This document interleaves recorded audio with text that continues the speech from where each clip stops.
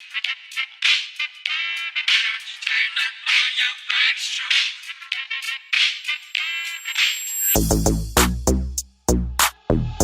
yo, turn the bass up.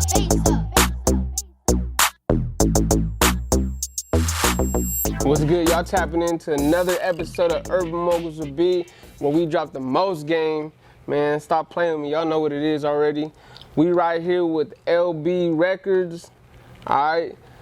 So before we get this started, I'm gonna let y'all know, and y'all gotta go do this right now. Go press that subscribe button, that like button you can hit later. Leave a comment. If you're a hater, go ahead and put that thumbs down. It's all good. You feel me? It's all love over here. But yeah, man, so go ahead and let the people know who you are, where you from, and what you do. What's your ethnicity? Sin miedo, eh? You know, I'm an accordionist de Herencia, Bahia. I'm from Pittsburgh. My parents are from Jalisco. I was born in California. And que sigue. What's up, everybody? My name is Tonio Diaz Jr. You can catch out on Instagram. We're from, I'm vocalist, segunda voz de Herencia, la Bahia. And my parents are from Naranjo de Chila, Michoacán, y El Aguaje, Michoacán. I'm born and raised in Concord, California. Que aquí su amigo Alex Moreno, soy vocalista, primera y segunda voz, requintista, armonía, bajo, ingeniero, staff, el que limpia, no más, haciendo todos estos players. Bueno, no, pues somos acá de Concord, California, y pues orgullosamente mexicano y también salvadoreño, para que no sabía. Aquí está el compa Tony, el de la batería. Mis jefes son de Jalisco, Dispara Alto, Jalisco, y aquí andamos con todo, con mis compas, que vamos para arriba a todo lo que da. And he's from Pittsburgh. Man, so it sounds like you guys, majority, like half of you from Pittsburgh, half of you from Concord. So, you know, what's it like, you know, growing up in around this area, the 925? Because the 925 is pretty big, you know what I'm saying? It goes all the way down to, you know, Livermore, all the way up to the deep East Bay, which is like Antioch and out here where we're at right now. What's it like for you guys to grow up out here? I'll take a drink to that. Shit, bro. I've been here majority of my life. I actually lived in Antioch for a little bit. I forgot to mention that in the intro, but I lived in Antioch for a good minute, so I'm not gonna lie, my heart is in both places. I know a lot of people from Antioch, I know a lot of people from Concord. But it's been cool, bro. You know, we actually take a lot of pride in being from, that I know of. Somos de los, no hay muchos grupos, there's not too many groups out here, and that are really trying to put on for this area, you feel me? There's a lot of people touching base out in the 209. Everybody's getting a lot of love except for, like, you know, 209 Oakland. For the 925, we got to put on. The 925, that's what it basically, that's yeah, you got to speak for the 925, if anything. Exactly. So to me, it's been you know, it ain't treated me bad, you know. I'm a 925 boy, you know. I always rep that, for sure. Yeah, no doubt. I mean, any of you guys got some input on that? Shit, man, just a lot of love for, you know, for the 9 to 5. We rep it because we love it. You know, it kind of represents us. Everybody has their own stories, their own struggles, and, you know, we're not where we want to be, but we've been hell putting in that work. No doubt, no doubt. So what's kind of some life lessons that, you know, you guys growing up in the 925, I'm going to keep repeating that throughout this interview, since this is what you guys are repping, the 925. What is some life lessons that you guys face? You know what I mean? Because I know that, you know, majority of us right now at this table is the first generation in the U.S., you know what I mean, from our families that migrated from Mexico. If not, you might be the second generation, but you know what I'm saying? I highly doubt that you the third generation, you know what I mean? So what's some kind of life lessons that you guys actually faced growing up and you know, being in a neighborhood full of Mexicanos, and you know what it comes with, man. So everybody just has different stories and different struggles. Work hard, bro. Don't make excuses. That's what I've learned. And it took me a while to learn that, bro. I used to kind of run with the idea of, como dice, hay un dicho que dice, el que no tranza no avanza. Basically meaning, he who don't play dirty don't get far in life. And I've learned, you know, now at my age of 24, bro, that's couldn't be farther from the truth, bro. My parents have always told me, you know, be righteous. Yeah. Be a solid individual. And that comes with just our people. That's kind of the way we are, the way we're raised. You know, I mean, work hard. Yeah. That's, you know. I mean, no, to elaborate on that, I know exactly what you mean, because one man that I used to work with back in Watsonville in the 831, shout out to the 831, it was a dude that I used to work with, and he did not really speak too much English. And before I planned on moving to the Bay Area, and I was kind of on the borderline, like, I don't know if I want to do it because I'm comfortable, like, I got a good job. But he said, one thing I'm going to tell you since I'm already older is, el que no arriesga, no gana. Yep. You know what I mean? So that's kind of like goes with what you're saying right now, you know. But besides that, I kind of want to know what's the struggle like for you guys that's growing up in these families right now, like, because, you know, coming here, you know, we kind of compacted in the house. We got primos sometimes. We got 2 families, 3 families living in one house just so that we could move forward and stuff like that. What was some struggle like for you guys? And I'll let you guys all, you know, touch bases on that. Real quick. Empieza con una, really. It's like growing up in the hood. It's so much. There's like, you see a lot, even though you don't live through it, you see also, like, you have friends, people that you would go to school with. You see them struggle, like, with their families, their situations. You feel bad for a lot of people. You're like, damn, I wish, like, it wasn't always like that with everyone. Like, I wish everyone had, like, a good life. Yeah. Best they could have it. And then, like, it's just, like, other shit that you would see in the streets, like, people getting shot, killed. It's, like, you see a lot, you learn a lot, and then, like, you also learn how to adapt to your, like, where you're from, where you live. Your environment. Yeah, your environment. Man, not to cut you off, but I want to translate what I just said, el que no arriesga, no gana, to the people who do not speak Spanish. That means if you don't take a risk, you're not gonna win. And so on and so forth. So who's next? Go ahead. I'll go ahead. You know, shit, bro. I mean, I actually went through something that I'm sure a lot of people can relate to. My pops actually got deported.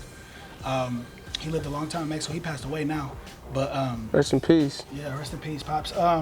But you know, you see you know, and I got, on top of that, I got tons of family that are just on the low. You know, they're just trying to earn a dollar. They're trying to just, you know, the only thing they've done to break the law is be here, I guess, illegally. And you know, it's a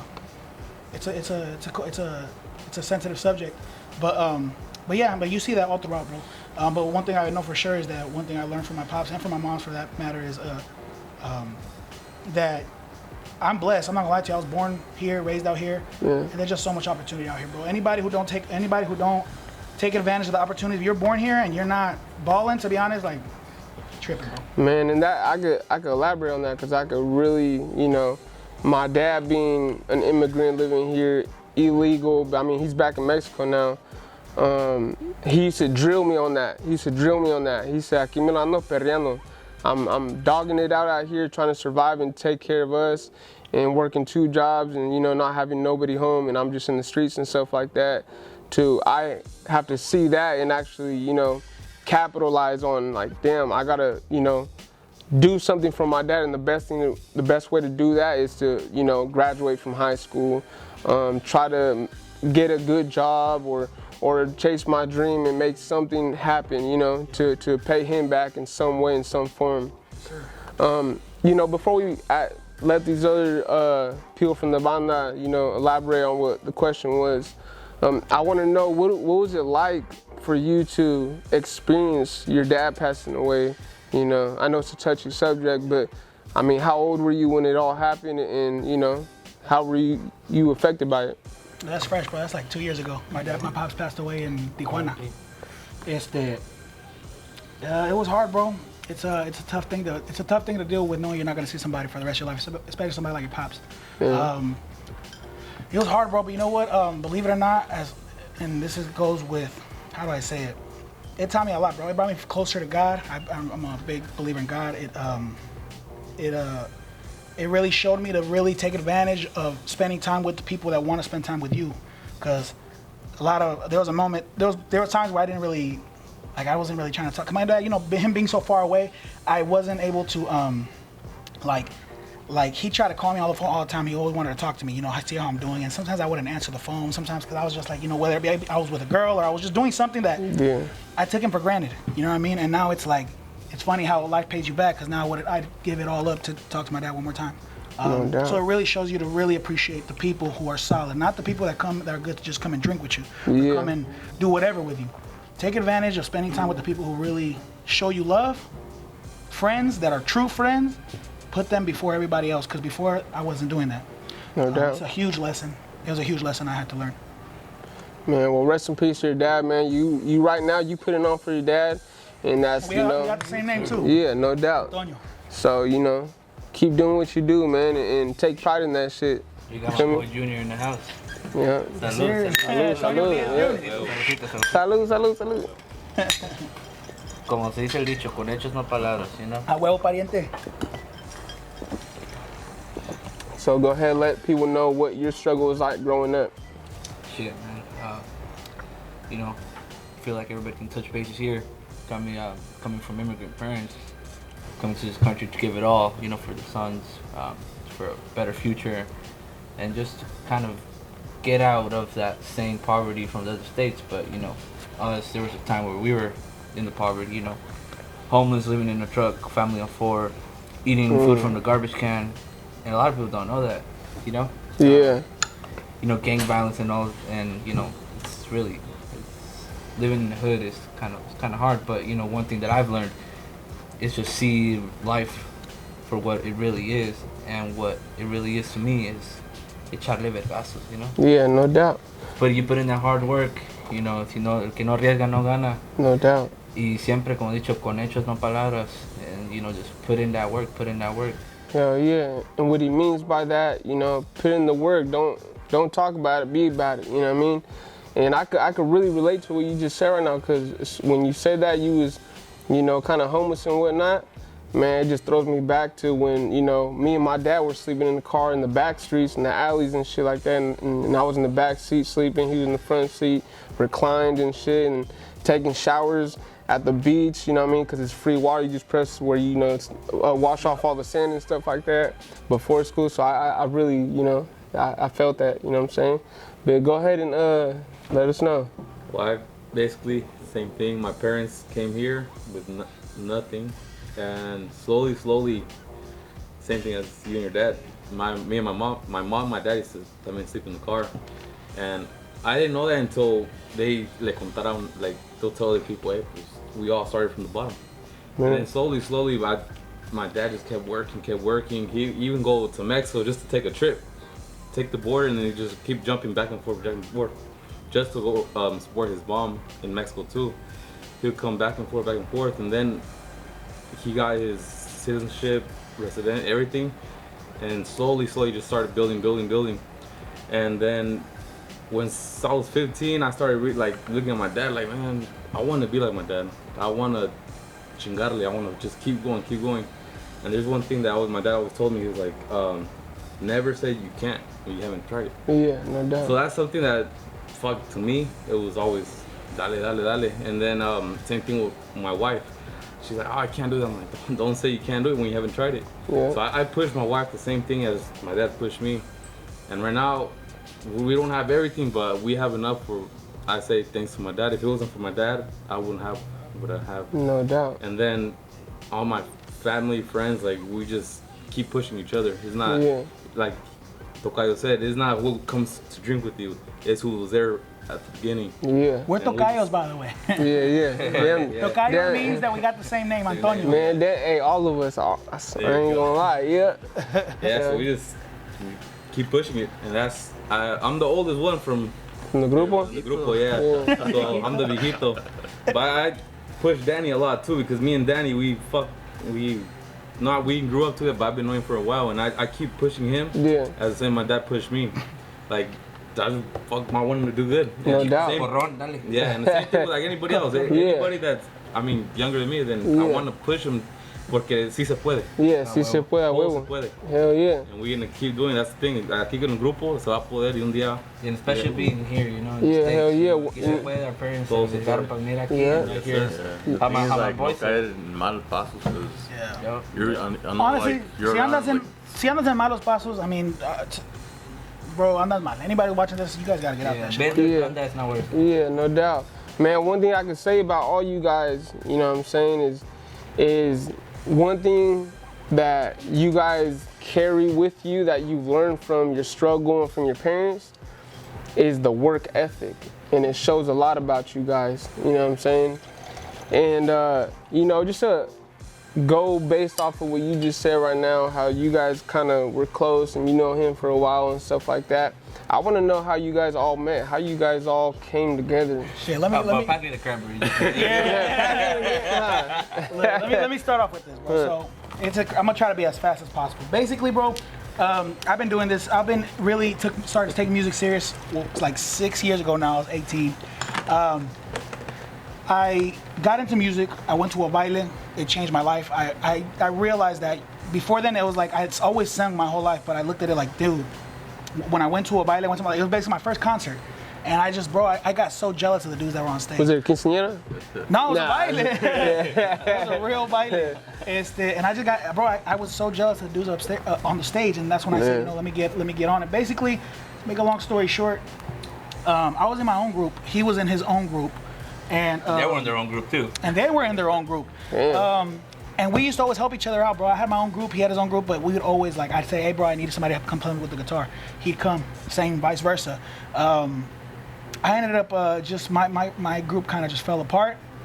And I was going through a lot of stuff in my life, bro, and I actually gave up on music, bro. I actually, like, I was so discouraged. How old were you at that point? Like, I was probably 21. Okay. And I was just discouraged, bro. I just had so many bad experiences with music, and I really, but I needed side money anyways. So I ended up giving up the whole, wanted to be a solo artist. I gave that up. I literally just told Alex, things were going better for him. I told him, and he needed another dude to jump on the guitar. Yeah. I told him, bro, I said, you know, let me just be your guitar player. I told him, I don't want to be famous anymore. I don't care. I just need side money because I want to hustle on the side. Yeah. Let me get it. Let me just put me on. And you want to take it off from there, Alex? Shit. Well, you know, everybody has been working, and back then, well, I started being a solo artist myself, and I was doing that for a while. Had people come in, leave, and it was just one of those. So I had somebody leave, and then I hit up my boy Tony. I'm like, hey, viejo, jale pa' acá, you know. So I threw, we're looking for a new member in the group. Are you down? He's like, oh, for sure. So, you know, we clicked there. And then from there, we were playing for a while, and then we wanted to expand the team a little bit bigger. Yeah. And then we had these two right here. I want to touch on something though you're not saying though, bro. And then I want to just throw this out there that we were doing that for like 2 weeks. Literally, it didn't last more than 2 weeks that I was just a musician when he told me, hey, bro, I'm not gonna lie, I'm trying to drop this whole solista thing. I'm trying to actually make this a group thing so we can all win. Yeah. And I told him, bro, don't do that for me. Like, bro, he told me, and Alex was like, nah, bro, I want to do this. And I insisted. I told him, bro, don't do it for me. Like, I'm honestly okay. Like, I'm okay to here to help you. Yeah. Shit, if you hit tomorrow, just take me with you on tour, and I'm fine. Believe me. But he insisted on that, bro. No. I want everybody. I just see everybody putting in so much work. I don't want to do it. So that showed a lot about his character, bro. That's why, you know, that's something he didn't say, but it's something that the world needs to know. You know, it was real. I look humble. back at it, and it was real humbling. Exactly. Yeah. Bro. It was like, you know, he really didn't need to do that. No doubt. Anyways, my bad. I'll keep going. No, you gotta take a drink to that. Yeah.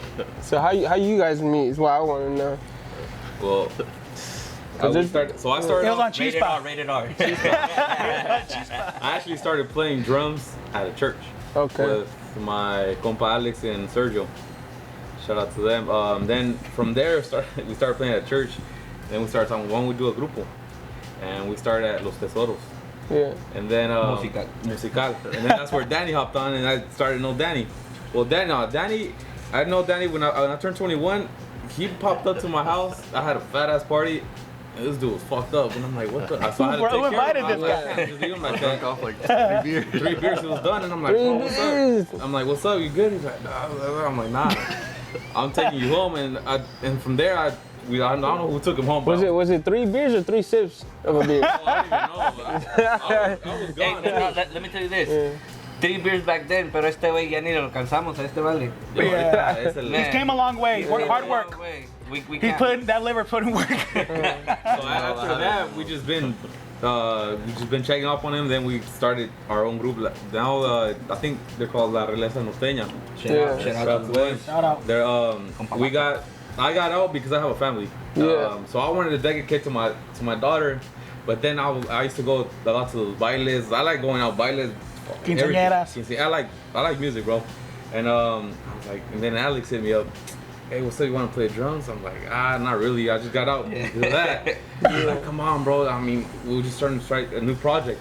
I'm like, man, I'm like, I'll go practice a couple times. I went to go practice.